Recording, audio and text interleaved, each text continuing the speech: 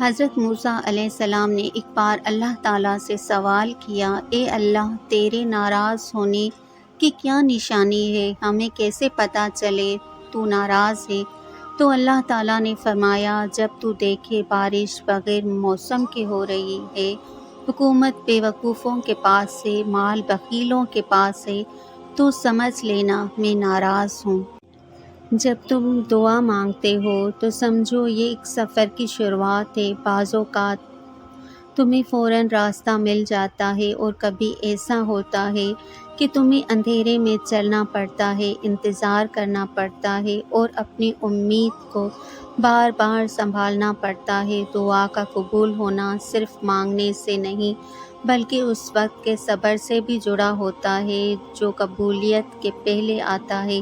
اللہ تمہاری دعاؤں کو سن بھی رہا ہے اور انہیں بہترین وقت پر پورا کرنے کی تیاری بھی کر رہا ہے۔ بس اگر راستہ لمبا لگ رہا ہے تو یہ مت سوچو کہ تمہاری دعا ضائع ہو گئی، بلکہ یقین رکھو کہ اللہ تمہیں کچھ ایسا دینے والا ہے جو تمہاری سوچ سے بھی بہتر ہوگا، کیونکہ وہ تمہاری دعاؤں کا بھی مالک ہے اور ان کے بہترین انجام کا بھی۔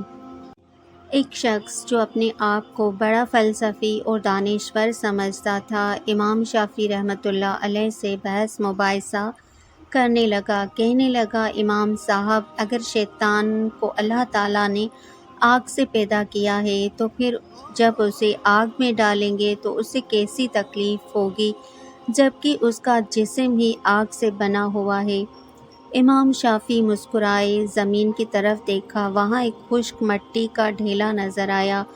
وہ ڈھیلا اٹھا کر اس شخص کو دے مارا۔ اس شخص کے چہرے پر غیظ و غضب کی علامات ظاہر ہوئیں۔ امام شافعی رحمۃ اللہ علیہ نے نہایت اطمینان اور پیار سے کہا، لگتا ہے تمہیں میرا ڈھیلا مارنے سے تکلیف ہوئی ہے؟ اس نے غصے سے کہا، ہاں، کیوں نہیں، آپ نے مجھے تکلیف دی ہے۔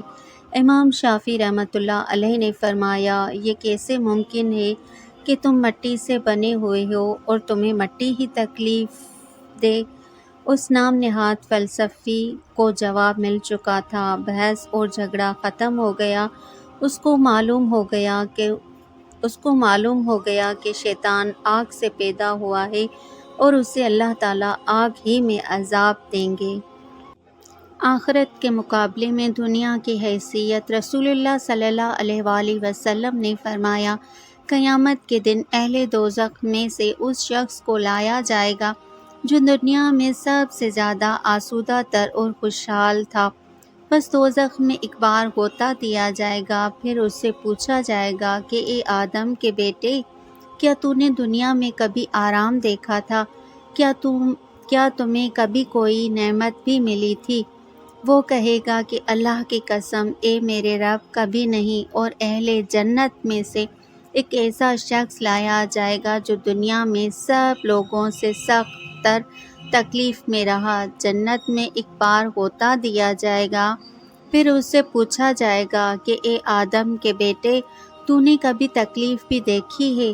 کیا تجھ پر شدت اور رنج بھی گزرا تھا؟ وہ کہے گا کہ اللہ کی قسم، مجھ پر تو کبھی تکلیف نہیں گزری اور میں نے تو کبھی شدت اور سختی نہیں دیکھی۔ آپ صلی اللہ علیہ وآلہ وسلم کی نصیحت۔ جب قرآن کریم کی یہ آیت اتری، جو کوئی برا کام کرے گا اس کی سزا پائے گا، اس موقع پر حضرت ابوبکر صدیق رضی اللہ تعالیٰ عنہ فرمانے لگے کہ اے اللہ کے رسول، خوشی ختم ہو گئی، اس لیے کہ اللہ تعالیٰ نے فرما دیا کہ جس نے بھی جو غلطی کی، کوتاہی کی، اس کی سزا ملے گی۔ اللہ کے رسول وسلم، اس آیت کے بعد تو خوشی نہیں ہے، کون ہے جو غلطیوں سے پاک ہے؟ غلطی تو ہو ہی جاتی ہے۔